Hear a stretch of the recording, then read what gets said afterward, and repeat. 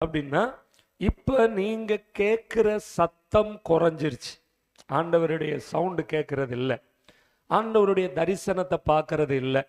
அப்படியே பார்க்குறவங்களும் மோசையின் நாட்களில் சொன்னது மாதிரி வேண்டாம் வேண்டாம், நீங்கள் நேரடியாக என்னோட என்ன பண்ண வேண்டாம், பேச வேண்டாம், ஆண்டவர் என்னோட பேச வேண்டாம், ஊழியக்காரர்கிட்ட சொல்லுங்க, ஊழியக்காரர் என்ன பண்ணட்டும் சொல்லட்டும்.